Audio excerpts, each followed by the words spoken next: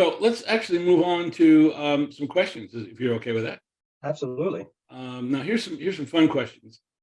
This one is one that I think we answered during the presentation. But Manny, the difference between THC and terpenes: one is a cannabinoid and one is a terpene. Yes, and cannabinoids actually are what everybody goes for, particularly THC. However, terpenes is what's driving that bus. That's that secret sauce I mentioned about the spaghetti and creates that entourage effect. So though the cannabinoid THC by itself can be beneficial, you don't know if it's going to make you down or up, or it may be more influential on your environment, whereas the terpene profile will dictate or kind of dictate which way that bus is going to go. Sure. And cannabinoids really do, they address the receptors. They open up those receptors, and what they open up the receptors for is to be able to have the terpenes be able to enter and be able to do their magic. So they work they work together. But THC is one type of one cannabinoid, where terpenes is a family of terpenes that can address a lot of different medical conditions. So hopefully that answers that particular question. Now, how do you get a medical marijuana card? Here in the state of Florida, it's very simple. You have to go to a medical marijuana doctor. What happens is that doctor has to verify to the state of Florida that you in fact have a qualified medical condition.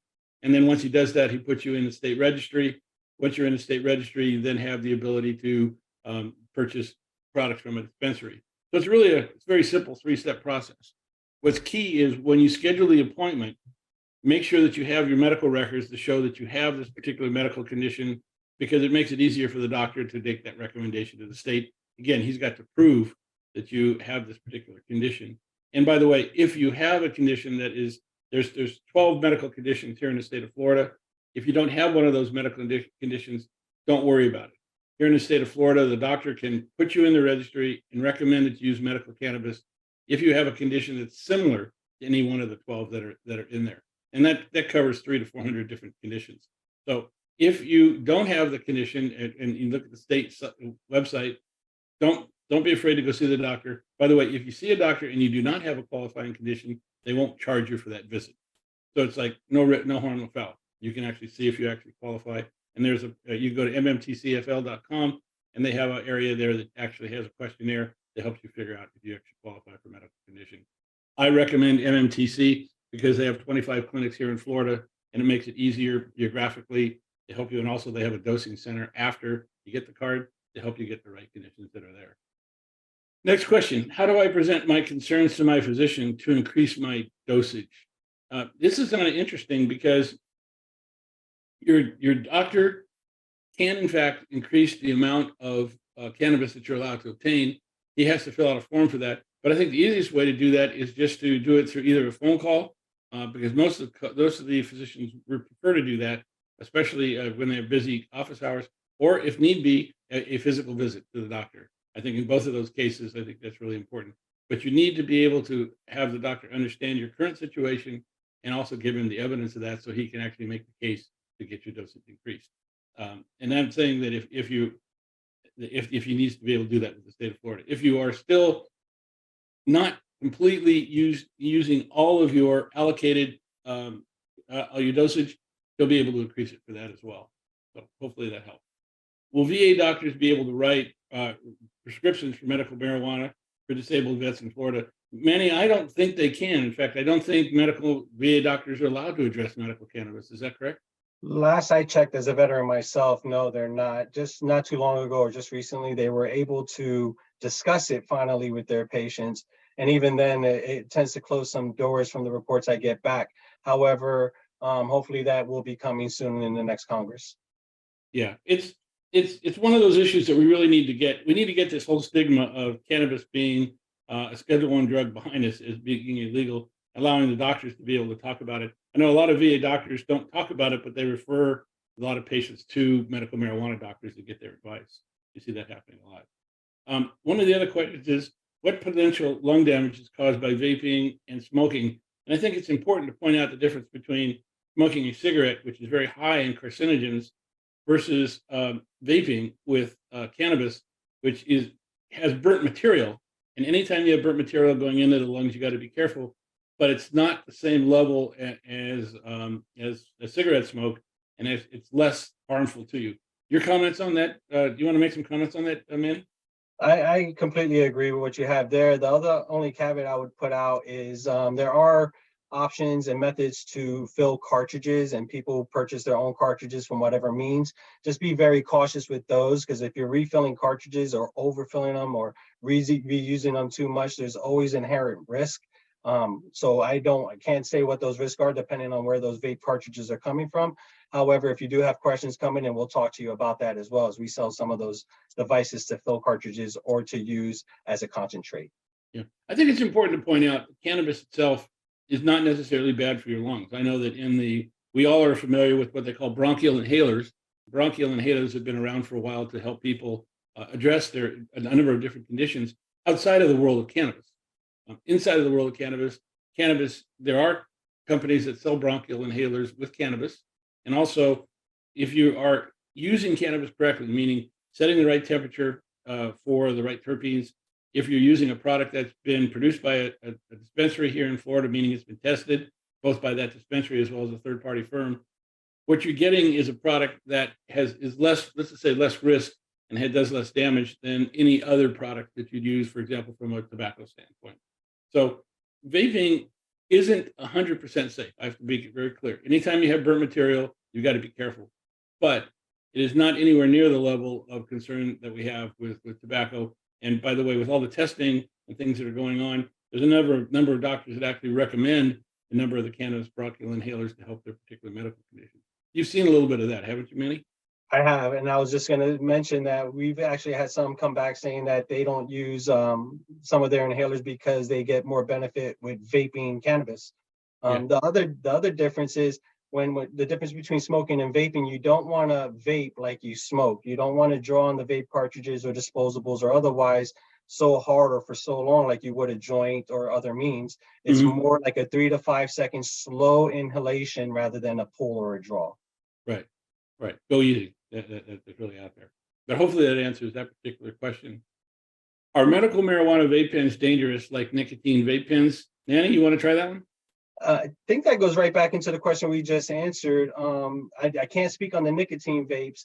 However, the marijuana vape pens do go through rigorous testing, third-party state dispensary as well. You can get certificates of analysis to show there's no heavy metals, toxins, pesticides in the product, mycotoxins, and so forth. But I can't necessarily speak on the nicotine vapes. Right. Cigarettes with nicotine are very dangerous. That level of danger is not in a vape cartridge with medical cannabis. What we're dealing with medical cannabis is more managing the burnt material than we are about carcinogens, and that really is a much different game to play, much safer. That's really there. Okay, let's move on. Are topical THC products really cost effective? Well, I guess I'm going to answer it, and then I'm going to have you answer it, Manny. From my perspective, I have 7 herniated discs in my neck. Plus, as a senior citizen, I get aches and pains in all kinds of places. I found them to be extremely effective, meaning the minute I put them on, usually within a minute or two, they work, and they work to a point where my pain will either completely go away or to a point where it doesn't really bother my range of motion or what I'm trying to do. Now, I find that if I use a topical product, I can use typically when I buy like a canister of it, it'll last me about a month, maybe a month and a half. So I think it's very cost effective, especially when I'm trying to relieve pain like right now. Your thoughts on that, Manny? I agree. It depends on the source where you're getting your products from. Surterra has the balm called the Fix, which is a 1-to-1 ratio, which is amazing for those joint and deep muscle pains. And we also have lotions that work very well for that as well. Not just pain, but other situations. But yeah, topicals are very, very effective. And sometimes you may want to add your own lotion to it if you want to change up the smell a little bit. I've had a couple of customers come back saying either the eucalyptus or the menthol or whatever smell they were getting from it was a little overpowering. So they just put their favorite lotion over it and it was beautiful. Right. Well, again, I think they're cost effective because they work right away. I mean, first of all, if it works, it's effective. And then the other thing is, I find that for the little that I use to be able to get rid of my pain lasts a long time. And that lasts a long time, meaning when I put it on, and then also I can use that product for, like I say, 4 to 6 weeks before I have to buy another product. So I find it to be very, very effective that way. let's see now. Next set. Questions.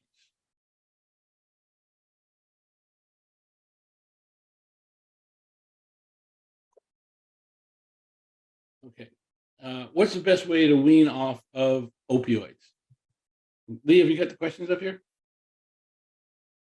Mark, you skipped one. You got to go back. Oh, all right.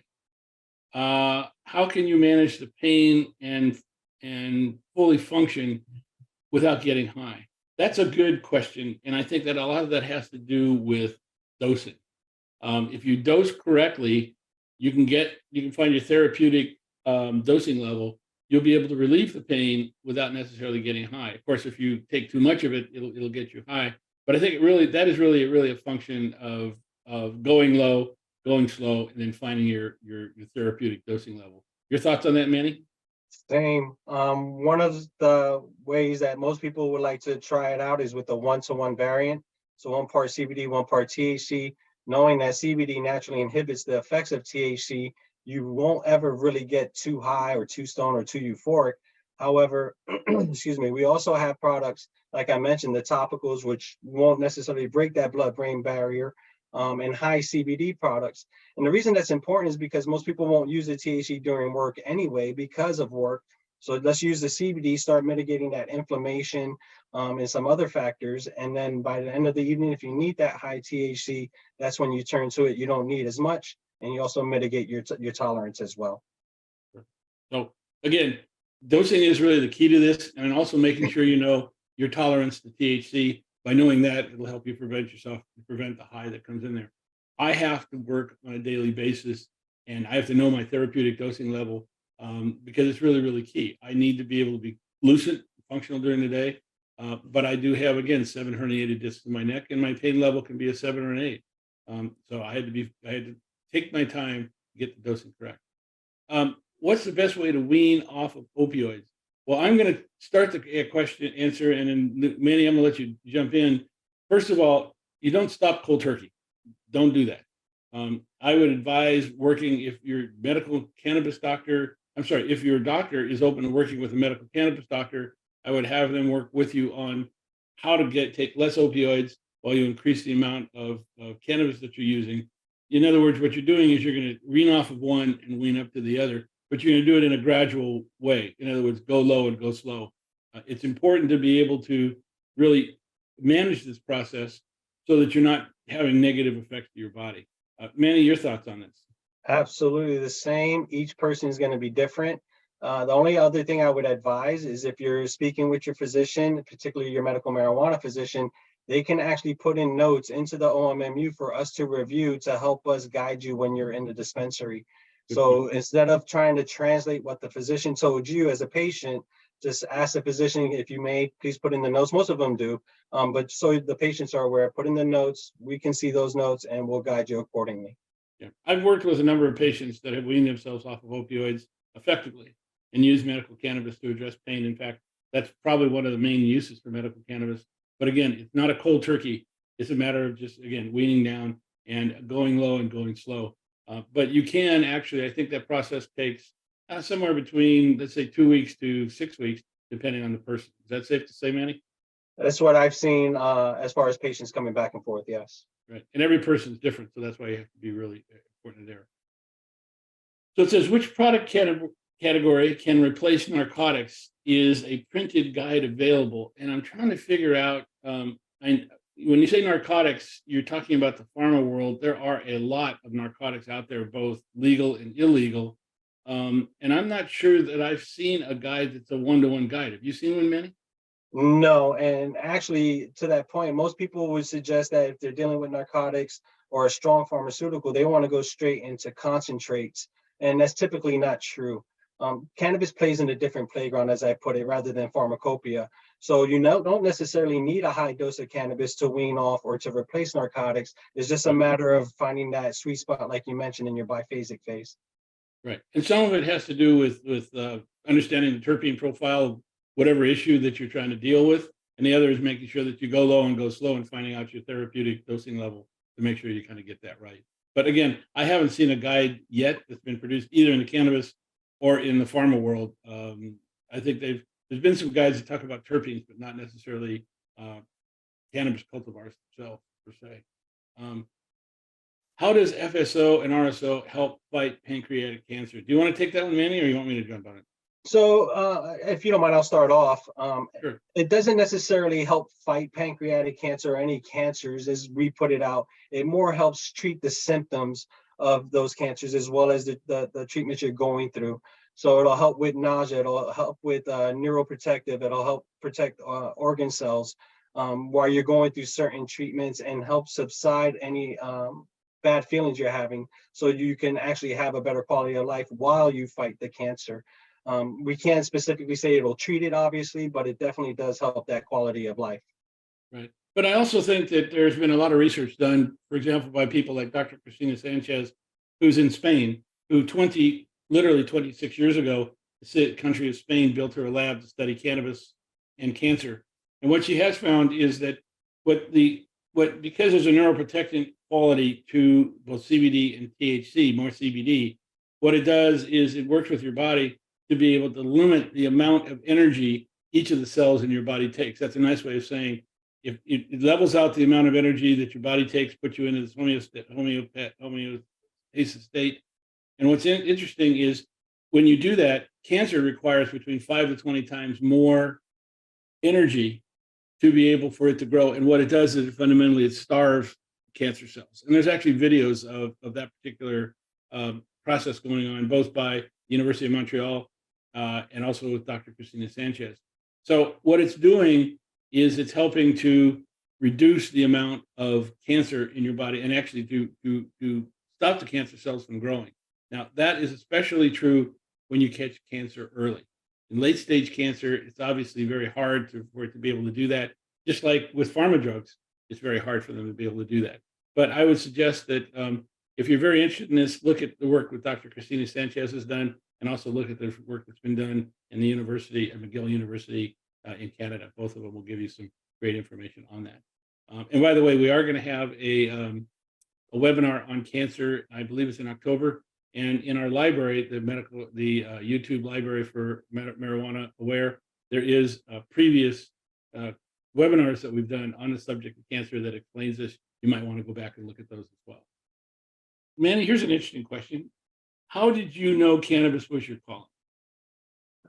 It is a good question. I actually started a little early. Then I joined the military, as I mentioned earlier. And while I was in the military, I became a urinalysis person, so to speak, a unit prevention leader.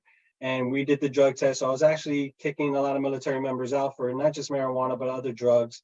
And when I retired in 2018, I actually walked in the dispensary, didn't realize what it was, and was like, wow. So, and that was Surterra where I work now. Started off there as a delivery driver, and now I'm managing the one in Pensacola. And what really kicked me off was once I finally got my feet underneath me, there was an elder lady that came in, probably in her mid 80s. She had a walker, very timid, anxious, and I did her consultation. It took about 45 minutes. But about 6 weeks later, she came in without a walker, shades, and a scarf wrapped around her, talking about how much her life has changed. And since that point, that's when I knew this is where I needed to be. Yeah, it's really interesting, especially when you get feedback. I was not into marijuana at all. Even up to 10 years ago, I was an athlete and just basically spent a lot of time working out. It was kind of a gym rat and that type of thing. I got into it 10 years ago to actually help a friend to build a website, and it was just more of a favor to do for him. And then when I started looking at it, I found out that we've been lied to for 50 years. The government gave us bad information about cannabis. It wasn't a drug. It was a plant that acted as a medicine. I guess by doing research, I found out that the studies have been done by the U.S. government, by Raymond Schaefer under the Nixon administration, that was supposed to vilify cannabis. And what that study did was came back and said, cannabis is good for it. It shouldn't be restricted. It should be available to everyone, and it should be handled just like we do echinacea and a lot of other holistic drugs that are out there. Of course, Nixon took the political road, not the medical advice road, and basically that affected the lives of thousands of people. But the point I'm making is that I got into it when I started to help a friend, and I found out that we've been lied to. And then as I started researching it and found out the benefits that it helped with people, I really wanted to really understand what it was. I'm an engineer by trade, and so I wanted to introduce. I'm a computer scientist. I wanted to understand why it worked, how it worked, and if it could work. And I spent probably 3 or 4 years doing that, and then took the liberty of going and getting a degree in cannabis to just be able to understand what it worked and why it worked. Now, I'm going to answer your question directly. I was doing a seminar in Pensacola, actually, and I'd done one before. And when I did that seminar, a lady came up to the podium just before I spoke and actually said, "Do you remember me?" And I said, "No, ma'am, I really didn't." And she said, "Well, I'm the one who was in your last seminar in the front row that was in a wheelchair brought in by my son. I was given 2 months to live, and you helped me get a medical cannabis card. That was a year ago." And she was dressed to the nines. She walked in and she said, "I wanted to thank you for giving me my life back." And I think at that point in time was when I really knew this was going to fall. I really knew that we were helping people. In fact, we created a website called I Got My Life Back, IGMLB. Please go to it. Give us your feedback on cannabis, good and bad.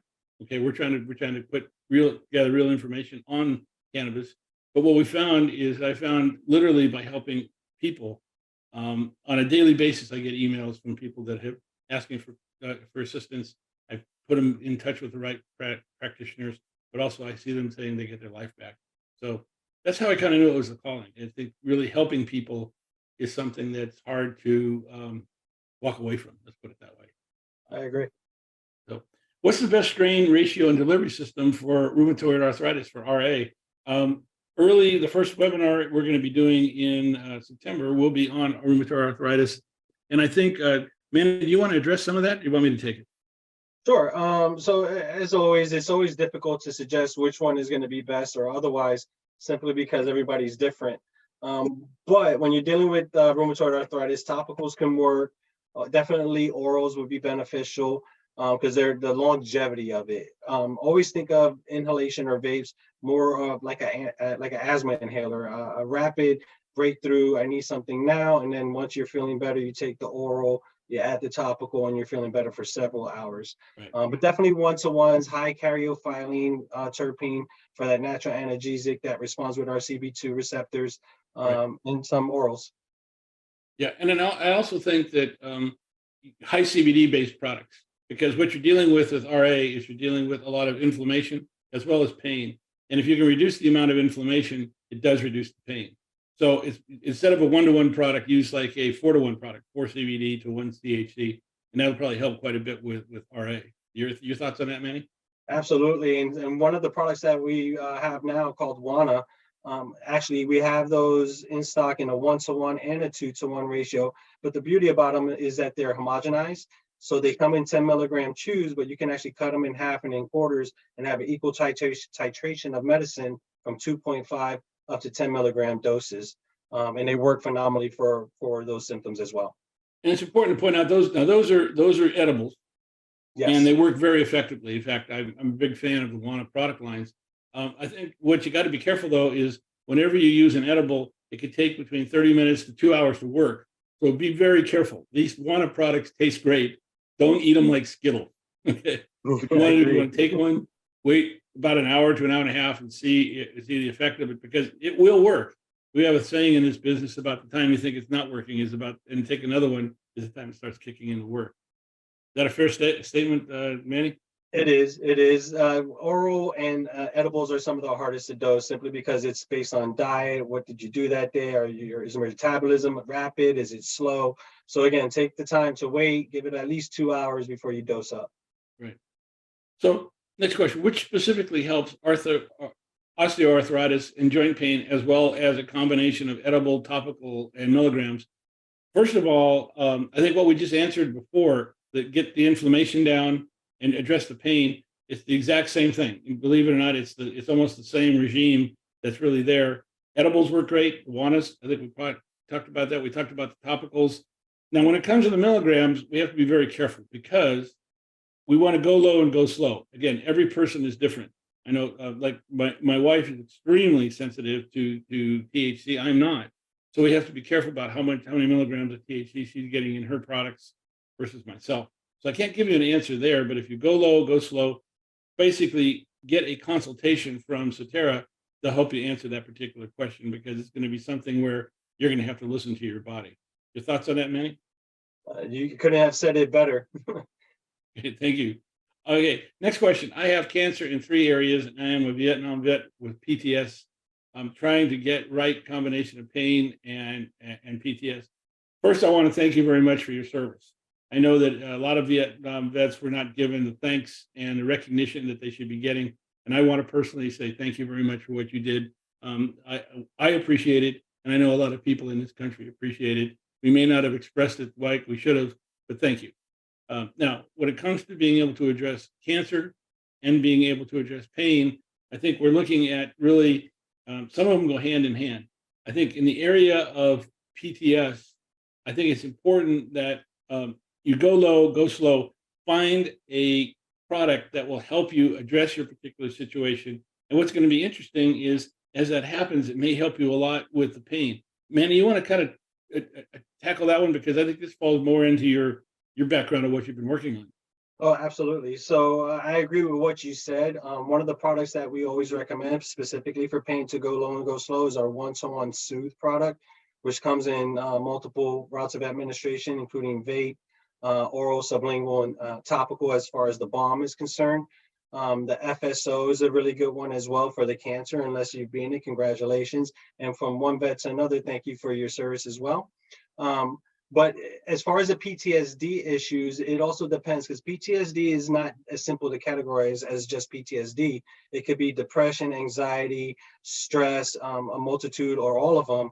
So that's where the consultation would come hand in hand. But otherwise, I would recommend our 4-to-1 Serene, which is a high CBD meant for focus, clarity, stress, anxiety, and depression, and then over time, inflammation. So there's a different way of combinations that we can do this, but I would definitely need to speak with him or her or him if it was Vietnam more in depth. Great, great. There you go. Well, thank you very much for your question, and hopefully we can help get some answers for you. One question says, I'm looking for the best topical administered pain management for lower back, joint, and nerve pain. I think, Manny, you have the topicals, but you also have a patch, right? We do. The patches work really well as in the same respect.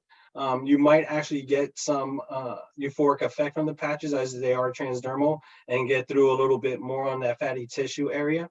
But the patches work very, very well for that. If it's the lower back, that's a perfect spot to place the patch. However, if you have lower back pain, you're not as mobile. But if it becomes better with the patch, you'll notice you'll become more mobile. The patch is going to come loose because if you're twisting and turning, you can move the patch up a little bit more. Or what I would also recommend is when we recommend the patches, we suggest a thin veiny area. So the smaller the wrist, the top of the foot. So you could use a topical balm on the lower back and have the patch at the same time for more of the systematic relief.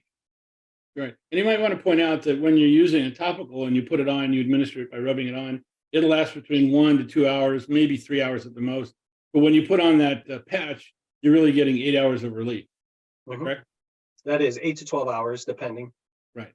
Right. So there is, I think, I personally like patches, although to be candid, I know that sometimes I have pain in my hands for a number of different reasons. And just, I prefer the topical just immediately to be able to address it like right now. So it depends on the use itself. Next question, what products work best for Crohn's disease and interstitial cystitis chronic pain? You want to take that one, Manny?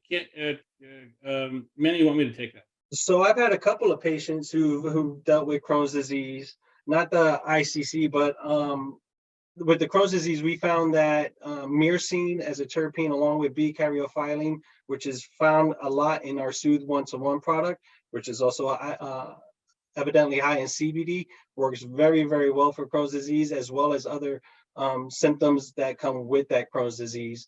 Now, if you're looking for the euphoric effect as well, then I would suggest that 1-to-1 and then using a flower, a vape, or other high THC product. So that way you're not getting too euphoric, but you're also getting the benefits of that terpene profile from the 1-to-1 Soothe.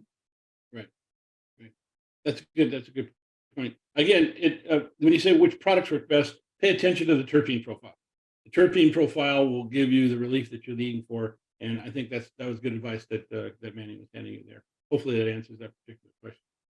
What is the best use for chronic pain and inflammation all throughout my body? I've tried many things and I have no relief.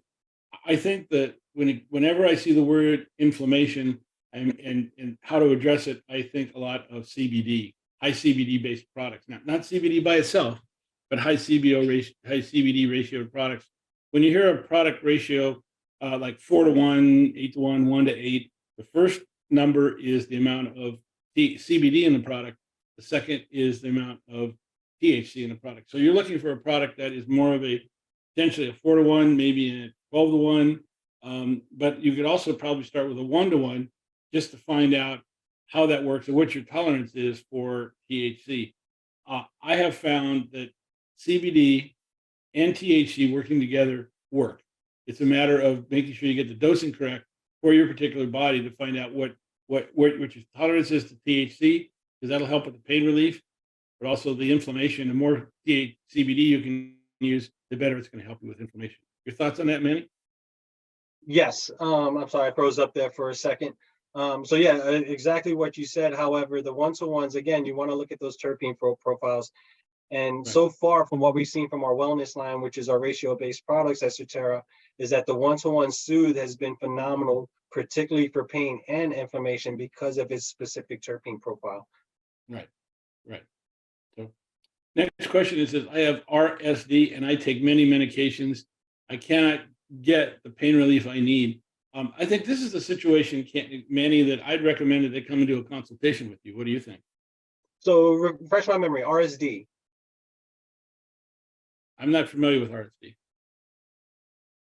That one's got me stumped. I'm not sure which acronym that stands for. Right. Um, And I'm but not again, either, but when he says taking many medications, I'm assuming that it's something that relates to the pain relief. That's why I do think also getting a consultation, forget exactly which condition that you have, talking to folks, especially if you're taking a lot of medications, getting that consultation will help you understand what products can address your situation and basically how to wean yourself off of what you're doing and getting into that particular area for your relief. I okay, think so that's the process that I would follow. yes, absolutely. I'm seeing reflex sympathetic dystrophy. I'm not familiar with that. However, yes, to that point, Mark, getting that consultation, you don't want to go in there and talk to the guys at the dispensary as if they're medical professionals, not to degrade them in any way, but we don't know the pharmacopoeia terminology. We are not physicians. We haven't gone through those schools or studies. So it's a lot easier for us to help or assist patients and customers if they come in seeking what effects they're looking for to alleviate which symptoms they're dealing with, rather than giving us their whole pharmacopoeia of what pharmaceuticals they're on and what they're diagnosed with, because then we're going to get the deer in the headlights look. So coming in and just describing what effects you're looking for to alleviate which symptoms you're dealing with will help us better assist you. Right. And look, it's something where a lot of people have been struggling for a long time to get pain relief. I know that I did when I had my herniated disc in my neck. And when I found medical cannabis, it worked. When I found my therapeutic dosing level, as I started getting closer to it and the pain started reducing significantly and I was able to basically get my life back, your body will tell you what works and what doesn't work. There is a way of helping you. But again, I would seek advice, not only from your medical marijuana doctor, but also from the dispensary side as well through consultation. What is the best CBD for chronic pain without THC, and which dispensary offers the best one? Well, I think you don't really, at Surterra, do you sell CBD products only? CBD only products? No, I'm not sure if there's a dispensary that sells any just CBD solely without any THC. And to that point, even over the counter products are going to have some THC if it's less, but it'll be less than 0.3% or 0.03%. That being said, we do have products that are high in CBD, like our Calm 12.5-to-1, or our Tranquil, which I believe is a 19-to-1 ratio CBD to THC. However, I want everybody to understand that if you're using high CBD products to treat pain, which you're also going to treat inflammation, that may take time for you to see those results, as CBD needs that time to really build up in your system and have those effects. So I would give it about a week to 2 weeks before you start seeing that real transition of pain relief from high CBD products only. Right. Good point. Again, so I think CBD is mainly sold by CBD stores. I think that in Florida, I'm not sure dispensaries are allowed to sell CBD only products. I don't know. I'm not going to make that statement, but Yeah, I'm not I do clear on think that one either. you can get high ratioed CBD products, which help quite a bit. And when you're talking about THC with no CBD in it, you're talking about broad spectrum CBD. And by the way, if you're looking for CBD products, I recommend going to My Botanical Wellness. You can see on the screen, there's a website. They are very highly recommended. They're physician recommended CBD products. They've been tested, just like the dispensary products here in Florida. They've been tested twice in-house and one to a third-party firm, and they've been recommended by physicians. So that's a very good source for CBD products. The broad spectrum has no THC in it, or very little THC. The full spectrum has only 0.3% THC in it, which is, again, is a low ratio of that. But if you're looking for no, or almost no or negligible amount of THC, that's what the broad spectrum products are all about. So I recommend My Botanical Wellness. I've gone to a lot of shops, and I just don't know. Looking for the COAs, the certificate of analysis, wading through that sometimes is a bit of a problem. So try this one out. It's probably the best way to go. Next question is ruptured disc in back and neck. I have TMJ, restless leg syndrome, fibromyalgia, diabetes. What can help save my bananas? A number of different issues here. I think that you're dealing with, dealing with the famous inflammation and with pain. My 7 herniated discs in my neck. I actually have 2 herniated discs in my back. I can relate to what you're talking about. It is pain personified. I use, I started with the one-to-ones products. And again, this was started almost 6 years ago. I use it today. I'm using, after being able to control a lot of this, I use a high ratio CBD product and a with THC. Excuse me. However, what I suggest is that you go low, go slow, and find out your therapeutic level. Journal, find out what works, and then be able to, once you find out what your tolerance is to THC, then be able to increase the amount of CBD. It'll help with a lot of the different other conditions you're talking about, like the restless leg syndrome, fibromyalgia, and actually will help somewhat with your diabetes as well. Not going to get rid of diabetes, but it helps you be able to control it. Your thoughts on that, Manny? Along the same lines, if this gentleman or woman came into the dispensary for a consultation with so much going on, the first thing we would probably ask is, what is the main symptoms you're really trying to alleviate? In this instance, it looks like it would be pain, like you mentioned.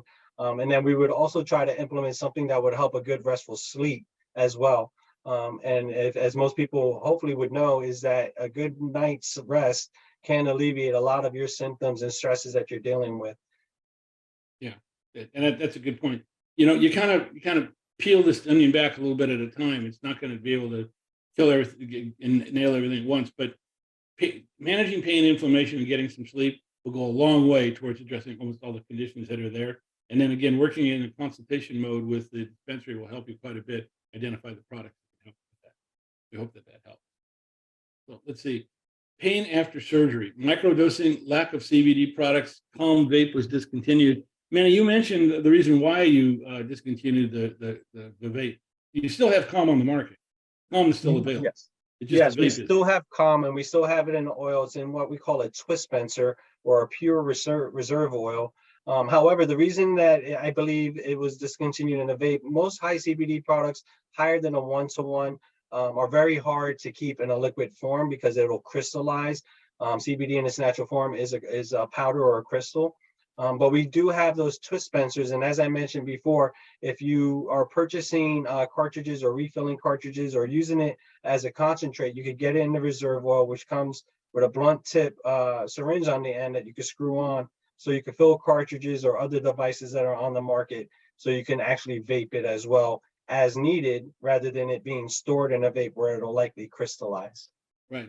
But also tincture products work very well. I know that when you say pain after surgery, I was part of an experiment by Jewett Orthopedic here in Orlando, where we actually tested using medical cannabis for pain after surgery versus pharmaceuticals, and found it to be much more effective than pharmaceuticals, by the way. That's what the outcome of that was.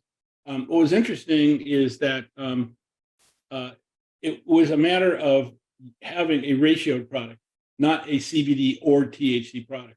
When we first started out, I had products that were very high in THC and low in CBD. What I found out was that really wasn't the best way to go. We found out that kind of going back to the 1-to-1s, and in fact going to products like 4-to-1s, made a big difference being able to use that.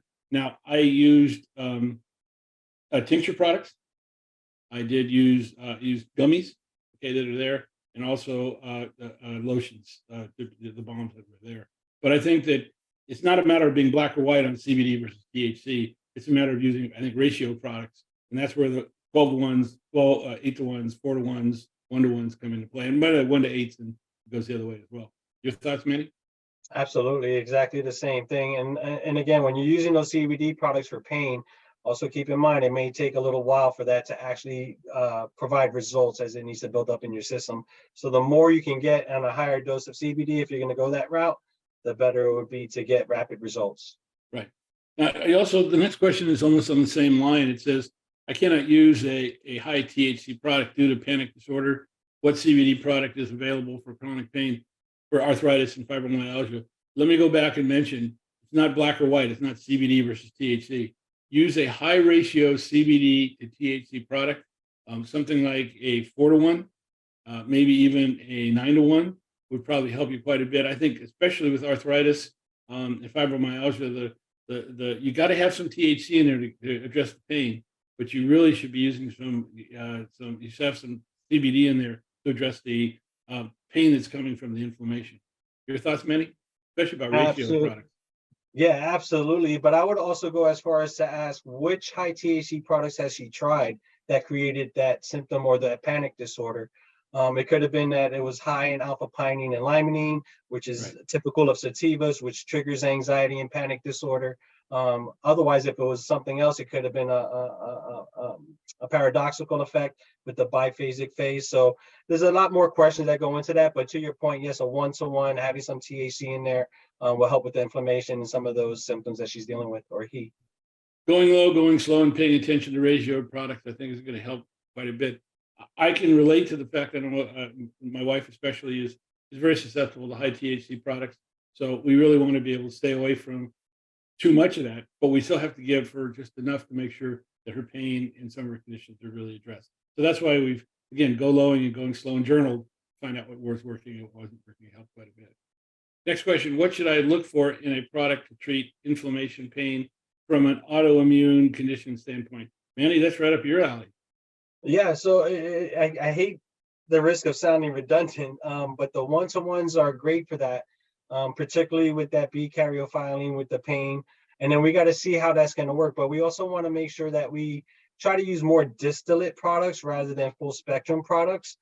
Distillate products are going to be more consistent. We can actually figure out which ones are going to be heavier in myrcene and more readily available linalool, because linalool is a very small terpene as far as the cannabis world, but in the botanical world, it's large.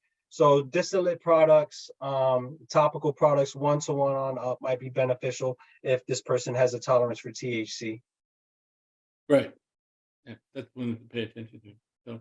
So, next question is, having a TBI pain increase globally in my head after exercising or increased stress from most activities, can it be addressed? I think stress and anxiety is something that can be addressed. And also, a lot of times when you exercise, sometimes what you're doing is you're pushing yourself and you're competing against yourself, which creates some stress as well. Manny, your thoughts on that? What's the best way to decrease stress? So on these, CBD would be beneficial. A hybrid sativa chemovar product might be beneficial. I would go as far as to ask, does this happen during the exercise? If so, you could preload with CBD products pre-workout and then even have it as a post-workout recovery.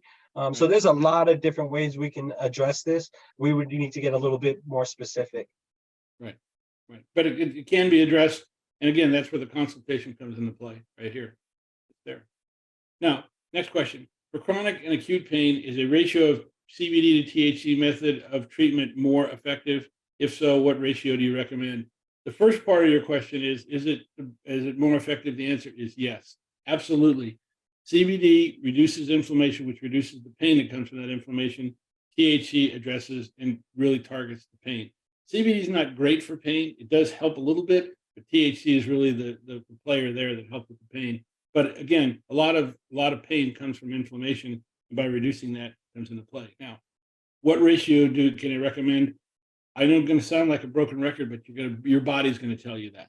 Every person's body is different. And I think that starting with a 1-to-1 product or a ratio that's high in CBD, like a 4 CBD to 1 THC product, will probably help you be able to address that pain and inflammation. And again, go low and go slow, journal, and your body will tell you what product are recommended. You really, a doctor really cannot tell you that. It's something you'll find when you use it yourself. And when you start feeling better, you'll know. Your body will tell you. I mean, I remember saying this really works, and it's something that's really there. Your thoughts, Manny? Yeah, along the same lines, THC acts more like the opioid for the pain relief. Most people who are dealing with acute or chronic pain will come in for high THC products. Mhm. The idea is to implement that CBD and start teetering down on the THC and getting around that 1-to-1, and then using that high THC product when you're dealing with that acute pain, because the chronic pain should be mitigated, hopefully. Yeah. So I have a question here. It says, I'm a caregiver for my 76-year-old wife with chronic pain and mild dementia. Need help with tincture formulation and dosing for sleep. Again, I'm not trying to be like a broken record, but I would also do a consultation here to be able to help somebody walk you through the whole process of dosing, starting with the 1-to-1, starting with going low and going slow. What happens is that, especially if you're using a 1-to-1 tincture formula, it'll really help with sleep, especially when you start getting to your therapeutic dosing level. Your thoughts, Manny? Yeah, along the same lines again. However, there are products for that may help with dementia. The Right. 4-to-1 Serene, Focus, Clarity, and then we have the 1-to-1 Soothe, which will help relax, possibly enough to go to sleep. And if not, we also have a 1-to-9, which is a higher THC product called Dream that should help, or is suggested to help with sleep as well. So there Sure. you have a daytime product and a nighttime product. Right. And you're also going to be looking at products that also have pinene in them, which will help with quite a bit in this particular case. That Serene So, has that pinene. Yes, sir. yeah, with that dementia that's there. Why did your Thurigels get so weak after they were gone so long? Uh, Your thoughts, Manny? That's a good question. I'll have to take that one back to research and development. However, I'd like to suggest that they may not have. It could have been you've had some other products in the meantime that has boosted the tolerance. So now the Therajols don't seem as effective. The other thing I would suggest is, instead of taking them on an empty stomach, or if you haven't had a meal in a while, take it with a small snack or have it right before a big meal. You'll probably find them more effective that way. Right. And especially a gel being more of an edible, you have that onset time that you have to pay attention to, where it takes a while for it to work. So you don't think it's working, and then when it does kick in, you may not be aware of it. That might be a factor as well. Come into play. Hopefully, we'll see.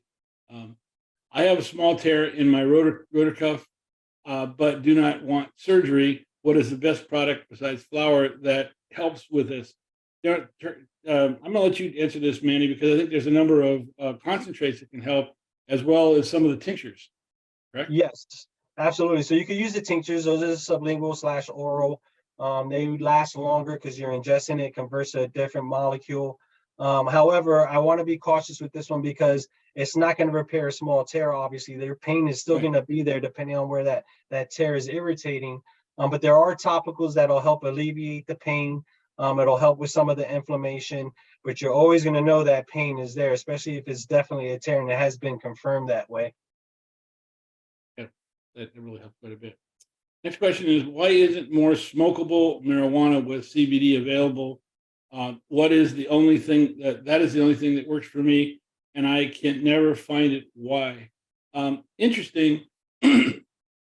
CBD in smokable form is available. There's shops that have it out there, but the question really becomes, what are you trying to accomplish? Is what I guess the thing I'm trying to understand, because I found that a little bit of THC with that CBD will help quite a bit, and there are strains of cannabis that are high in CBD and low in THC, like ACDC, that might be able to help you here. Your thoughts on that, Manny? I completely agree. And in fact, I know that Surterra right now is doing a lot of research and development with high CBD products or high CBD flowers to see what they could come up with higher potency, not just for our concentrates and other CBD products, but possibly for flower as well. But I think it's just a trend really right now that most people seek out that high THC. So for any dispensary to actually develop or produce the yield that's required to put out there, a lot of it won't be used. So I think it's a catch-22 there that most dispensaries are dealing with right now, trying to figure out what the population really needs and wants. But I do think that look, CBD products are great. They're going to help a lot with inflammation. A little bit of THC in there gives you that full spectrum effect and will help quite a bit. I'm not against smoking CBD, smokable CBD. All I'm just saying is I'd like to understand what we're trying to accomplish before I really dive in and recommend that. There are CBD stores that offer that product, and you might want to take a look at them. It's really out there. So you should make it easier for blind people. The store I go to in Deltona does, but it doesn't seem. But I've been to Port Orange, and they don't. Your thoughts, Manny? Yeah, absolutely. I'm so sorry to have to learn of this way. I'm not the big area manager. However, I do know that we all work very well together. So if I would suggest when you go to the Deltona store, ask them to add a note to your profile. And you can even ask to speak with one of their managers on duty. And so that way we can communicate with each other. We'll know that you're coming in and we can assist you however way the Deltona store does. Do keep in mind there are certain restrictions that we can or cannot do depending on the dispensary and the size and how things are situated per Department of Health. However, if the Deltona store can do it, typically that means all stores can. I would just suggest talking to any manager on duty next time you're in Deltona and ask them to relay the message to Port Orange so we can extend that courtesy out to you there as well. Good idea. Thank you, Manny. By the way, I'm going to go back to that last question on smokable CBD. There's a company called SunMed that has a number of stores here in Florida that they do sell CBD, and you can get it in smokable form.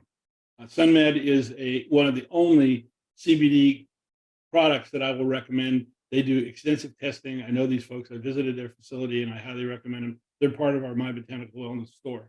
So you might want to visit one of those stores. They will be able to help you.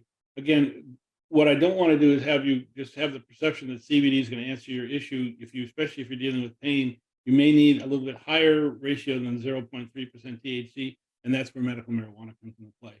So it really is, I want to be able to address your issue. And here's a place to find CBD. Here's a place to find cannabis. And let's get a consultation to help you address your particular issue. And I hope that helps you. What terpenes and strains and/or products do you recommend for pain? Now we're going through a whole bunch of different conditions that are here. I think most of them break down to almost the same answer. Is that safe to say, Manny? Yeah, I'm going through them now. Yeah, just about. And actually, one or two products can actually do probably all of these. It's just a matter of what they're willing to try and take. But yeah, I think 2 or 3 products will actually address all these symptoms, just 2 or 3 different routes of administration with variable options. Right. Now, here's what I'm trying to point out. Pain is something that is going to be in your body. To address pain, you really need to have something that really has THC in it, because that's the thing that's going to help. A lot of different conditions, a lot of pain can be relieved by relieving the inflammation, and that's where that things come into play. And it's a matter of really measuring the difference between how much THC and CBD you need for the individual conditions that are there. I cannot tell you what to use. Your body will tell you what to use, and that's why the go low and go slow process is really there. I can tell you that, knowing that from the standpoint of internal pain that's there, what you want to do is you want to go out and you want to start with a product that, again, is a 1-to-1, but I think, again, you're going to use a high CBD product like a 4-to-1. And by the way, cannabis does not hurt your liver like alcohol. In fact, if anything, it will help your liver. Safe to say, Manny? Yes, it is. The only caveat is that some persons are not able to process cannabis, Yes. so they don't get the effect from orals or edibles or otherwise the same as some others do. But I agree, it does not hurt the liver like alcohol does. I mean, the underlying answer to almost all these questions is you listen to your body, go low and go slow, and then work with folks to be able to address what's there. You're going to the terpene profiles that we gave you earlier, the 6 different terpenes. And by the way, after this webinar, you'll get an email that'll give you a link to a video. There'll be a replay of this particular webinar, plus the actual video that you saw. It will give you a copy of the presentation and also different notes and different products, like products from Surterra and that type of thing. But the real key is get yourself into a regime that you can be able to help you with cannabis to get into addressing your condition and finding out what your tolerance is. Your tolerance will tell you what works and what doesn't work. Now, when it comes to migraines, they've been found, especially in studies that's been done in the last 2.5 years, they find that your migraines are really a function of a lack of endocannabinoids that your body's producing. And so the question is CBD better than THC? Depends on the condition of your body. Normally, that's a good rule, but again, do the go low and go slow process and find out what works best for you, because there is no pat answer to this particular issue. Your thoughts, Manny? Absolutely. And the key takeaway on top of that one is to get that consultation. I think the misconception is pre-COVID, Surterra and most dispensaries were providing great consultations, sometime with new patients, even patients who've been in the system for a while. And post-COVID, because of the dividers and not being able to be closed and in the same room and masks and so forth, people don't realize they could come in and ask questions. They can ask to sit down in a consultation room with privacy, feel comfortable, and disclose any information they feel they need to find wellness with the guide that we provide or that is able to help them. So take that time to come in and know that you can spend 20, 30, 40 minutes with us, that we're not going to rush you out. We'll take the time to answer what questions we can. And if we can, we're going to do the research with you and learn with you. Right. I mean, we can address each one of these. It'll probably take us another half hour to go through all of these. Yeah. I really want to answer these questions, and I would recommend, if you have questions in this area, do a consultation. I know that pain management for athletes we're going to be doing an athletes webinar as well. We know that high CBD based products help a lot with there. I think we talked about the IBS issues. I know when it comes to carpal tunnel, not only do the CBD products with some THC in their work, but also the topical. Is that correct, Manny? Yes, the balm will work great for that one as well. Right. You want products with caryophyllene for those IBS or gut issues. Again, for the inflammation as well and pain removal. You're nailing it word for word, Mark.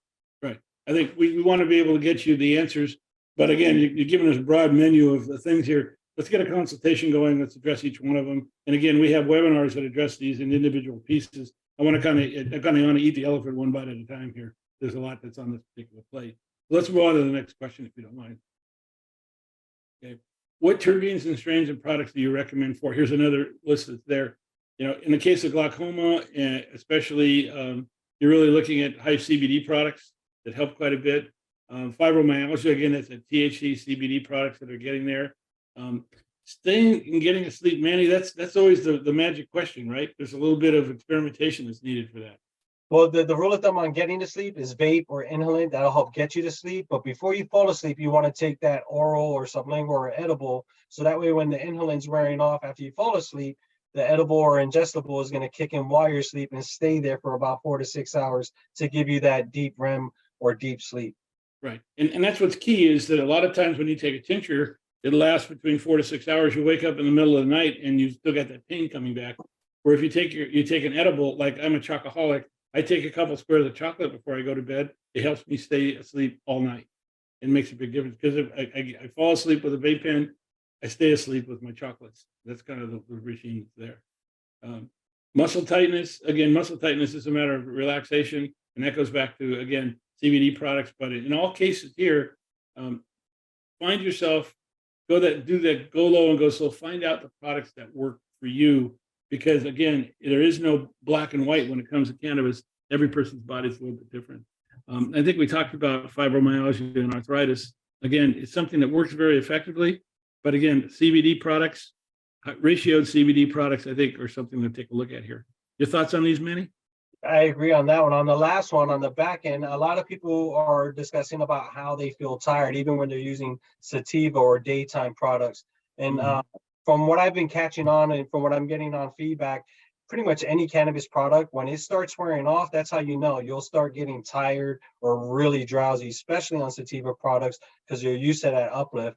Most people will describe it as a crash, but it's not necessarily a crash. It's just your body telling you, okay, your medicine's wearing off, you're starting to get tired, and then right after that, your symptoms are going to start coming back, particularly if you're using only high THC products. Right. Good comment, Manny. It's there. And I think these are live attendee questions that have come into place. First question is, what's best for back fractures, degenerative disc disease, and degenerative neck and other neck issues? That is pretty much what's there. Manny, you want to address this one? Yeah, I think I inadvertently answered this question at the beginning when I saw it come through. So I put typically topicals along with other route administration is best. Topicals are, if it's all over the place like you're describing, may not be the best. If it's just along the spine, a topical will be good because it'll be cost effective. You're only applying to one area and it'll spread through that area, especially since the spine is thin and veiny area where the bones are at. And then high B caryophyllene, which is your natural analgesic or pain blocker, are typically the best way. So you can attack it orally and topically. Right. Great. Next question is, need help finding a doctor for someone with pain pump and that takes pain pills. Pain pump doc won't do pump if patients has MMJ card, trying to reduce the bad drugs and go to a healthier route. I can relate to that. I'm not familiar with them route. Do you have any ideas of this, Manny, what to do? So on these, we can't necessarily recommend any specific physician. And this one's typically one of the harder ones because you're dealing with so much, and then insurance plays a factor depending on which pain physician you're going to see, if you're using insurance. So because of all these factors, we typically recommend just call around. Each physician's office is going to have a separate or different standard operating procedure policy. So you just got to have to ask the questions that you're looking to have answered, and then whomever answers the right way, and if insurance plays a role, accepts your insurance for the pain management, then you should find a happy match. There are options in the Pensacola area, I know for sure, as well as the Fort Walton Beach area, and in between. Outside of this Panhandle area, unfortunately, I'm unaware. Yeah, I know there are doctors. I know I'm in the Orlando area, and there's a lot more doctors that are, especially pain management doctors, that are now even recommending medical marijuana. So I'm not familiar with one right now, but I do know that there's a number of doctors in the area that are what I call medical marijuana friendly and that do deal with pumps. So you might want to take a look at, as you said, interview them, find out who's worthy of your business. Best way of handling it. I'd like to know which terpenes are best for dealing with peripheral neuropathy. Your thoughts, Manny? Again, B caryophyllene is my number one favorite. It's the only known terpene so far that reacts with our CB1 and CB2 receptors, which, by the way, I was really happy to see that you were mentioning the A2A, TRP, the GPR, 5-HT receptors. Let's go a little bit deeper. But B caryophyllene, linalool, which you'll find in distillates, and myrcene. Those three combination really work well together because the linalool and myrcene helps relax the muscles, whereas the B caryophyllene is helping with the pain from the muscles or inflammation or what you're dealing with. Sure, that's really there. Good answer. That's there. Okay. I would like to know what terpene is good for treating chronic back and joint pain. Manny, you already took a swipe at this one. Yeah, that was this kind of the same response. I know it sounds very redundant, but those are the products that have shown the most promise from my experience, especially in Surterra. And I've personally went out to other dispensaries to try the same aspect to see if it holds true on my own self-study, if you will. And B caryophyllene is the number one terpene for pain and acute or chronic pain. Right. Good point. Stephanie has a good question. It says, I have not found efficacy with medical marijuana card holders since 2017. I think opioids don't work. What's the best for disabling pain for 15 years? So for pain management, Manny, what would you recommend? What terpenes and products? So being that she's been, Stephanie's been a card holder since 2017, I would actually venture off and probably start suggesting some other products like concentrates. As you mentioned earlier in the webinar, temperatures play a huge role in the efficacy of the product. And when you're dealing with concentrates, you're usually dealing with over 420 to 500 degrees, which is going to release a different type of THC, THCV, which is phenomenal for pain. It also curbs appetite. However, it is also the quickest way to get your tolerance up, where other products won't be as effective. So we have to ensure we implement CBD somewhere in that regimen as well. Right. Yeah, and I think you're right. I think going to concentrates pain. A lot of times people will say, "Gee, I tried medical marijuana and it doesn't work." When I go back and I look at the product they're using, the terpene profile doesn't match the condition they're trying to address, and or they're burning off, they're smoking cannabis and burning off a lot of the terpenes that they're looking at using to be able to address their pain. So they're getting rid of the relief before it even starts. So I think, yes, looking at alternatives like concentrates make a difference. And I think also sometimes even using edibles, because it produces hydroxy 11 THC, which is actually effective for pain as well. I agree. Yeah, is there. Kevin says, I have peripheral neuropathy as well as cervical spine issues with 4 cervical disc infusions. Well, you've had some fun. I sympathize with resulting pain, muscle tightness. I'm having numbness in my neck and shoulders. Look to finding which terpenes can be the best benefit. You want to try that one on? You had some good answers for that. Yeah, absolutely. I love the fact that everybody's really diving into the terpenes. I like to mention that because just not even a year ago, people weren't really paying attention to them. Right. So again, since it's along the spine, our fix balm, it would be amazing for that. And then I would even go above to the shoulders. It'll help relieve and give that spasticity. Then I would use, depending on your pain level or your tolerance or what you're really trying to dive into, the one-to-one soothe, the one-to-one strawberry lemonade walnut chews, which would be amazing for that. And then going up from there, titrating up to higher THC products if necessary. Right. I think that's a good point. It does work. That's the key, really, finding it that's there. Kevin asks, when using vape products from Surterra, do you need to worry about the temperature of the vape pen to get proper terpene relief? I think you have 2 different options here, Manny. One is where a person can actually plug that cartridge into a battery, which you have a battery that lets you set 3 different temperature levels, or you come with a battery that's preset. Your thoughts, Manny? Correct. We have the auto draw battery. We also have the 3 setting float battery, which is basically low, medium, and high. And the idea is when you're dealing with vape cartridges that you can adjust the settings, the lower the temperature, the less euphoric effect, typically more flavor if you're looking for that. As you raise the temperature, the more euphoric, more effect, but less flavor. And the way I like to address it when I'm vaping is usually during the morning or during the day, depending on what I'm doing, if I'm working or otherwise, I'll use low temperature so I could get that mild effect to get that edge off. And as I go out throughout the day, and by the end of the evening, I'm at the highest temperature vaping, so I have that high THC.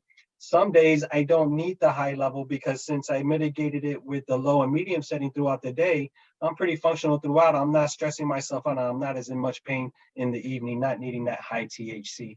Right. But here's a table that's been put up that really gives you an idea of when you have the different temperatures levels, the cannabinoids and the terpenes that get triggered by that particular level that's really there. I think you'll find that, again, if you're taking a look at, again, I don't know what condition is that you're trying to address, but I think that there are different temperature levels. And again, this will be included in the packet that you receive as a follow-up. And it's a pretty good guide to understand which temperature is there. I prefer pens where you can control the temperature because it really helps me dial in the relief that I need. Your thoughts, Manny? Absolutely. I do the same. At least have a high, low or high, medium, low. The only other thing I would say about that is you don't want to draw on your vape pens, cartridge, disposable or otherwise, for more than about 5 seconds, and you don't want to draw on them too hard. That can overheat the atomizer. And when that happens, when you let go, it's still heating up that oil, liquefying it. And then the next thing you know, you got a little bit of a clog on the next draw. So 3 to 5 seconds, very low. And then when you breathe in, don't necessarily hold your breath, just breathe in deep, slowly exhale, and then you could breathe in again, regurgitating, so to speak, that vape and getting multiple hits or draws off of that one draw that you took off of it, making it more effective. Right. So the next question is, how can I avoid a can of hangover? I have insomnia and have been using FSO. I've been taking it at 6 or 7 at night. I've been trying eyeballing a pea-sized amount and taking it with fats as well as I have no gallbladder. I'm still having a hangover, and the next day sometimes I get the twizzle pins of the FSO. So Manny, let's attack this from two different levels. First of all, she's using, or he or she is using FSO. I view FSO as like the Bacardi 101 of cannabis world. It's very strong, and obviously they're using a strong product. The question is, can you even cut down that pea size amount even to something that's maybe smaller that can help quite a bit? And then the other question is, maybe something besides an FSO, maybe a ratio tincture product or a concentrate can help. Your thoughts, Manny? I agree with that. There are some mitigating factors that we can implement here. So we want to make sure again that we're taking it with something in our stomach. Likely what could happen is if the person's taking it on an empty stomach, they're getting the effect. They wake up in the morning, they have their breakfast or whatever regimen, and then now it's attaching to that and they're getting a second wave of it, which is their contribution to it being the hangover. So definitely try to have something in your belly. The other thing is you can preload with CBD, a high CBD product, whether it's a 1-to-1 or higher up to 4-to-1, and then take your RSO or FSO from there. And that will kind of help balance it out. So you're getting the benefits you're looking to get out of the FSO, but you're not getting the hangover because of the CBD. And that's a good point. A higher rate, put some CBD in there, and it'll help quite a bit to smooth out everything. That's an excellent point. That's really there. And again, you might want to take a look at some other ratio products as well that can help. That's really there. Carolyn asked a great question. Someone told me that you can apply oral drops right onto the pain area, i.e. your hands. Is that correct? I know that you can with the FSO products, but I didn't know, can you do that with drops as well? So we have the liquid drops that you don't want to do it with. However, the tincture oils, we had customers come back, patients come back suggesting that since we were out of a product, the topical or a lotion, that they used that tincture oil and applied it to where they were having that pain, and then put lotion right over on top of that, and it was efficient enough, not as effective, but efficient enough to alleviate what pain they were dealing with until we came back in stock. So I would suggest yes. And again, particularly the 1-to-1 Soothe is very well known for that, to apply directly. But again, you also want to make sure that you're not applying it to open wounds. You're doing your due diligence, doing the studies and research, consulting with your physician, if not your guys at Surterra, to make sure that you're not going to make your situation worse. Yeah, that's right. Right. So, Kathy asked, which CBD product is best for pain and inflammation? Kathy, I think we gave you a link to the My Botanical Wellness products. If you're looking for a CBD only product, I would recommend that one of the SudMed products that are in there. And for pain and inflammation, I'd recommend a full spectrum product, because that's what's going to be something that's really there. If you get a broad spectrum product, it probably won't help much with the pain. Your thoughts, Manny? I think that's the best way to go, is a full spectrum CBD. Yes, full spectrum, not broad spectrum, or distillate. Distillate, the only difference in this verbiage is that distillate is going to be more formulated, so we can have higher terpene concentrations as well as CBD and or THC, whereas full spectrum is going to be more true to the plant itself and whatever that plant produced. Therefore, you're going to get strictly that plant. So broad spectrum is not going to be necessarily the best, but again, you'll see the difference in the price. You do sometimes get what you pay for. Just do your research, look at it, ask questions, ask for COAs, take your time. If you feel pressured, ask to speak to an MOD, and MOD will take the time with you and correct the situation if necessary, but not necessarily the case in Surterra. Right. And I should point out, a high quality CBD product is not cheap. It takes 8 plants to make 1 bottle of CBD tincture oil. So they're not going to be, if you get yourself a $39 product at the gas station, you're probably going to be buying a lot of olive oil or MCT oil, is what I'm trying to point out. High quality products really do cost a little bit more, but they're much, much more effective. That's why we carry the product that we do. I had a good question. This is a question really for you, Manny. How can I find the tincture oil with CBD? Calm, Tranquil are ones I use, and they always seem to be out of stock. They're very popular products. Is that correct? They are. They're very popular. In Pensacola, we just got a little bit actually today. So right now, we got some things going on. Research and development are working with new plants and other things to find higher potency CBD products and different products as well. We are not discontinuing the Calm or the Tranquil. We are expecting those to come back, and hopefully relatively soon. We do have the Calm Twist Dispenser, and we can advise on how to use that in a form of a tincture, so to speak, or how to dilute it to make it beneficial. And again, you're dealing with a situation where you're trying to stay on top of the best possible quality products, and sometimes the supply chains comes and bite you in as far as availability. Well, I would like to for everybody to keep in mind also, if you're not aware, Florida is a seed to sale state, so we kind of have to do everything from the seed to sale and everything in between in-house, and we can't import or export across state lines. So it's definitely a challenge. We do apologize if that does extend to the customers, but we will take care of you. Just let us know what you need. Right. Manny, Kurt had a good question. I have chronic back pain. If I apply a topical and had a drug test, might it trigger a positive result for THC? Your thoughts, Manny? Yes, there's always that possibility. It does absorb into the screen and the skin, depending on the topical, particularly if it's a transdermal. But for the sake of argument and to err on the side of caution, we definitely would suggest that yes, it can show up on a drug test. And as I am aware now, there are no employee protections right now in any of the states, medicinal, recreational, or otherwise. One person asked one person asked a question, can they have a conversation with you? I've tried to talk to local Surterra a couple times, but not a lot of help. I think, Manny, you're in Pensacola, right? I am. And absolutely. So what I would suggest is they won't necessarily, if you call the call center, because we have no direct lines to our store, say, hey, look, I would like Manny or the store manager to call me from Pensacola. You authorize us to call you on your behalf. The call center will annotate it. They'll also call us and let us know that you want to call back. And I would be happy to call and discuss anything you're looking to discuss. Great. Thank you, Manny. Mhm. Do you sell edibles with specific terpenes? I have not seen that on the products available. I think your Wana products are really something that address that issue. Yeah, and mostly on the market, you'll find most edibles are not terpene infused. Most of the time, it's because people don't let it sit in their mouth long enough. When you swallow your product, those terpenes are the most volatile and destroyed almost instantly as soon as the stomach acid hits it.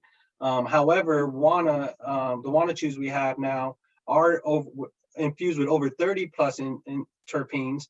We have mango, which is our sativa. We have blueberry, which is our indica. And then we also have strawberry lemonade, which is our 1-to-1. And then we have watermelon, I believe, is our hybrid. And then we also have yuzu, which is a 4-to-1 ratio, which is a fruit flavor. I haven't tried that one yet, though. It's good. I've tried it. It's good. So Awesome. there. Yeah, I think the answer to your question is yes, and they all have some very specific terpenes that are there. I think Wana is new. I think you've only had them for about a month, right? Yes, they were with another dispensary we took over, and we're gonna kill it on that end because Wana is amazing. But also keep in mind, typically what's so unique about this is since they're terpene infused, you actually get that sativa hybrid indica effect, the category effect, whereas most edibles are not. They're just THC. Most edibles or oils you ingest are typically going to be indica-like or sedative in some form. Great. Linda asks, are consultations available at all Surterra locations? They are. And you can request to have a private consultation in our consult room, or we could take you somewhere within the store, depending on the store. Some are smaller than others, wherever you feel comfortable to have that consultation. You do telemedicine consultation? We don't, not yet. I think we had it at one point. I'm not sure if we're bringing it back or when we're bringing it back, if so. But you can get a telephonic consultation with our care center. Okay, great. Kathy asked a question, says, my daughter has anxiety and cannabis helps her. However, she hasn't been diagnosed. Can she still get a card? I think she's going to need to have a diagnosis from a doctor to be able to get a card. That's my understanding. Manny, your thoughts? Yes. So depending on the age, if they're under 18, you would need 2 recommendations, one from their primary or specialty care, and then the medical marijuana physician would be your second recommendation. And if it's not diagnosed as anxiety, like you mentioned earlier, Mark, you don't have to have that specific diagnosis. As long as you have symptoms that are similar or like to a qualified diagnosis that a physician's willing to diagnose you with or sign off on, so to speak, and recommend medical marijuana, then your daughter would be able to get assistance. Right, right. And I think if you go to MMTC of Florida, it's mmtcfl.com, they'll actually advise you and give you some advice on how to take some next steps to help your daughter get a card. They'll actually be able to do that. So here's a good question here, Manny. Did I hear you right that Manny does private consultations? How do I go about this, and how much does it cost? Hey, Manny, we're gonna market you. No, I unfortunately don't give private consultations. All consultations are done in Surterra at the dispensary. And when I mention private, it's a private consultation in a private consultation room. So you have your privacy within the dispensary because you are disclosing and discussing medical information, which is protected by HIPAA. So we want to make sure that everybody's comfortable and can have the opportunity for a private consultation within the dispensary. And I should also point out, Manny, you're good. There's no question. But I think there's also, you. I've run into a lot of different folks within the Surterra realm in different stores that really can provide great consultations as well. So, I mean, just don't overlook the fact that there's a lot of, surprisingly, I'm surprised at the number of quality cannabis, let's just say cannabis educated people you have in your operations. We definitely pride ourselves on that. Yeah. Is a person with asthma okay to be around the smell of MMJ? Your thoughts, Manny? It all depends on the person. Some people, my son hates the smell of medical marijuana. So, and he's a patient for CBD for certain symptoms. So it all depends on the person. If you're asking whether it's going to hurt a person with asthma, I haven't seen any studies or suggestions that suggest that whatsoever. The same as there's not necessarily a contact high with hanging around. Now, if you're what we call hot boxing a spot, if you're in a room, in a closed room with no ventilation and you're just smoking it up or vaping it up, obviously that should be able to irritate anybody who's not familiar with it. But other than that, I haven't heard anything otherwise. Right. I think asthma, a lot of it's a personal type of issue. I think the people either can tolerate it or can't tolerate it. And again, it's a personal issue that we really have to look at, but it's not going to hurt the person who has asthma. Let's put it that way. Keith asked a question. RSO works so good to get off opiates. That's how I got off of them. And I have to admit, I have to stay medically does not quite high with my medical marijuana, but I found it is able to do it. And I do it slowly, and I did it under a doctor's care. Keith, I think what you're really talking about is something that's really critically important. Work with your doctor, go low and go slow, and it can work. Again, RSO is very effective, and it can help with a lot of conditions. Your thoughts on that, Manny? I completely agree. And it doesn't necessarily have to be RSO. Again, a lot of persons who are dealing with weaning off of opioids and other pharmaceuticals think that since they were on such a high dose or moderate dose of pharmaceuticals that they need high doses of cannabis. That's not always true. It does help because of the euphoric effect sometimes that distracts from that, but it's not necessarily the most beneficial way. It's a case-by-case basis. And of course, like you mentioned, always consult with your physician or your doctor. Right, that's there. Albert asked, how do I find a medical marijuana doctor to get started? And I have a card. Go to MMTC of Florida. I think you see something that's on the screen here, mmtcfl.com. Call them, set up an appointment. Even if you have a card, they have a transfer fee. You can get into their system. They have dosing support, and they have doctors that are available, and they have 25 locations here in Florida. So I recommend that. Matt says, I'm new to the whole medical thing. Is there any school or place I can go to and get into? That's a good question. There are places that you can take a look at. Marijuana Aware is one place, and our YouTube channel is a great place to go to be able to find information about medical cannabis, how it affects different conditions, and how it works, and that type of thing. Now, that's a good resource for you. It's easy to access. It's in YouTube. It's something to help you get started. As far as places and schools, I know that I went to Florida Atlantic University. I have a degree from there. There are areas like the Healer, Dr. Sulik, who has information that's out there. And then also I would pay attention to a website called Kenigma. Kenigma is from Israel, and they provide a lot of information on medical cannabis, how to use it and how it works. And those are a couple of resources to get started, help you get started. So there's a couple of places to go and a couple of schools typically take a look at. Florida Atlantic University also has some programs as well. It says, Adam says, when I apply a topical, how long should it dry on before putting my shirt back on? Your thoughts, Manny? It depends on the topical. So for instance, our lotions may take an extra minute or two because they're more fluid. Our balm will sit maybe an extra 5 minutes because it's a balm.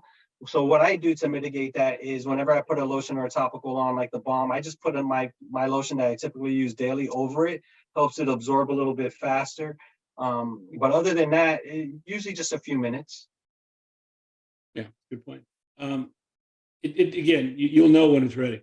Put it that way. Can RSO cause constipation, and what would be best thing to use for that being the constipation? I'm not aware of RSO causing constipation, but again, every person's body is different, and it could cause it, I guess, with some folks. Your thoughts, Manny? I haven't heard that feedback yet either. However, I guess I could kind of understand where that would come from. My first suggestion would be cut back a little bit and see how the symptoms of your constipation react. Right. So you can ensure that it is the RSO and not something else. And then if it is the RSO, then I would dive into which terpenes are there, the COA, what's going on there, so I can kind of delineate what's and help the patient on what's going on.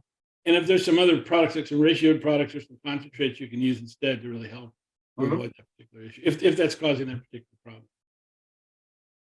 Okay, other question. Do the edibles or tinctures lose potency over time? Do they need to be refrigerated? That is a great question. So they don't necessarily lose potency. And depending on the edible, you may want to refrigerate it. For me, I particularly refrigerate my chocolates. I don't refrigerate my gummies or my chews because then they become too chewy. But as far as the potency, they don't necessarily lose potency. The word degradation does come into play. However, it's more of a conversion. Delta 9 is going to convert to CBN, which is going to be more sedative and more relaxing. And then after time, it can possibly degrade and go bad. But if I had to put a time frame on it, if you're storing it properly, I would say about 3 to 4 months, give or take, before I would start suggesting that it's going to lose its efficacy or change in efficacy. Yeah, and also keep it out of bright sunlight. Mm-hmm. That'll help quite a bit. Keith, what's the question is, what is the highest THC you can get? Manny, this is right up your alley. Yeah, so the highest I've seen on the market was probably 32%. I think the highest I've seen in Surterra was 29%. However, keep in mind, it's not just the percentage that you want to look at. You also want to look at the terpene percentage, particularly if you're an indica category person. Indicas typically are heavy in myrcene, which allows more THC to get through the blood-brain barrier, effectively giving you a more effective euphoric stoned effect. So anything above a 23 or 24%, I would suggest is unnecessary depending on your conditions. I would say anywhere between a 15 to 19%, depending on the category, would be efficient. To your question, 28 to 30% is the highest I've seen. Yeah. Yeah, I think in the recreational world, the world revolves around how much THC can I get for my dollar. On the other side of the coin, the question is efficacy comes into play, and that's where terpenes come into play. And I think there's there's some limits here as to the how much you can possess of each of the different types of products that are out there, and that has something to come into play here as well. So yeah, 70 and 35-day limits. If you have any questions about how the cannabis program works here in Florida, I have a YouTube video. Go to our channel on how the medical marijuana program works in Florida. Highly educational. It talks about the 70-day supply limit, 35-day supply limits, and how the whole program works. Something you may want to take a look at it and reference. If I may add there, go ahead. I was just going to add there, Mark, here in Pensacola, we're actually going to be conducting an OMMU class on the 27th, which is a Sunday between 11 and 12 p.m. Some free products, free points, giveaways and stuff like that. So if anybody's interested and you have questions from what you're presenting, Mark, well, I'll be happy to answer them at the dispensary as well on the 27th. Yeah, I think you're doing it at a number of. I think it's doing it at a number of Surterra dispensaries. I think I think I saw quite a few on the list. So that's great. Great. Good. Thank you, Manny. Welcome. Go ahead. You were going to say something? You're good. You're good. Okay. Do you have to schedule a consultation ahead of time? Can you schedule an appointment online? Manny? So unfortunately, you can't schedule online. It's all based on walk-ins. We do tend to get busy. So if you walk in and you see that we're busy, we're going to address you at the time you came in, especially if you have a medical card for a consultation. However, just set some time aside. We don't want to rush you and we don't want you to feel to be rushed. I usually estimate somewhere between 20 to 30 minutes, depending on the symptoms or what you're dealing with, for a full consultation, because we're not going to dump truck you. We're not going to try to give you all the information and make you understand it in one day or in 1 hour. We're going to give you what you need to help you feel better, and then we're going to try to explain to you why it's helping you, how to keep it going that way, and then hopefully wean off, basically teaching a person to fish rather than fishing for them. Yeah, it's good. I think we had one last question that came in here, and it was brought to you by Albert. It says, I go to a pain clinic that gives me tramadol for my back pain, but they do not offer medical marijuana. They check my urine when I go in. Can I go to a dispensary and not cause issues with my tramadol? I've been on it for years and I feel bad when I don't have it. I'm 79 years old. Manny, you want to try that one? So yeah, that goes back to whoever your pain manager is or which clinic you're using, depending on insurance. It's about finding that perfect balance of a medical marijuana friendly physician and as far as your pain management. And if they offer medical marijuana as a recommendation, great. Otherwise, as long as they're willing to work with you on that end, you can always find a medical marijuana doctor in your local area that will recommend the marijuana part of it. And that way you can have both and hopefully titrate, or excuse me, wean off of the tramadol and just be on cannabis. That also being said, keep in mind that like Marc was saying, cannabis is like a vitamin to us. It's not necessarily healing you, and you're not necessarily going to stop taking it and you're going to be fine. It's something you may have to take regularly in order to keep that quality of life that you found using it. Right. It's going to be a mixture of what's there. Well, listen, we've covered a lot of subjects. I do want to point out, a lot of people are asking where to find things. If you want to get a card, I recommend the medical marijuana treatment clinics in Florida. Obviously, if you want to buy or pick up quality cannabis products, we have Surterra Wellness. For CBD products, I recommend My Botanical Wellness. And for patient education, please visit our YouTube channel. Please subscribe and hit the likes on the YouTube channel. It helps us quite a bit. Hopefully that's a resource for you. I want to thank everybody for joining us tonight. We went a long time. We had a lot of questions, and hopefully we answered your question and help you get some answers to help you get your life back. Manny, you want to have some final thoughts? Yeah, I just want to thank everybody for hanging in there, listening to all the information. If you have more questions and you have the time and you're in the Pensacola area, you could come see me or some of our staff. If not, just go to your local Surterra. I'm sure they're going to be willing to help you out. And definitely, if you haven't tried them yet, the Wanna Chews, especially here in Florida, they're melt proof. They're made with pectin. They're vegan friendly, 3 grams of sugar. Great product all around to check out. Otherwise, I hope everybody does well and has a great rest of your evening. Great. Well, Manny, I want to thank you very much for helping me tonight. And I want to thank Surterra for actually sponsoring the webinar. It's really helped quite a bit. I also want to point out that there's a couple of people that have been in the background to help us out, which is Lee and Leah, that have been answering questions and making things that are there. And I want to thank them very much for their assistance. More importantly, I want to thank you all for hanging in there for a long time. We've answered a lot of questions, covered a lot of topics, but I really want to thank you for joining us. And in 2 weeks, we have another webinar on anxiety and stress that we'll be announcing in the next week or two, our fall quarter. We have a number of webinars coming up, as well as we're adding more information to our YouTube channel that can help you with your particular condition. Thank you very much, and everybody be safe. And thank you for joining us. And join us in 2 weeks on the 30th for anxiety and stress. I think you're doing that one, right, Manny? I am looking forward to it. Great, same here. Thanks, everybody. Have a great weekend.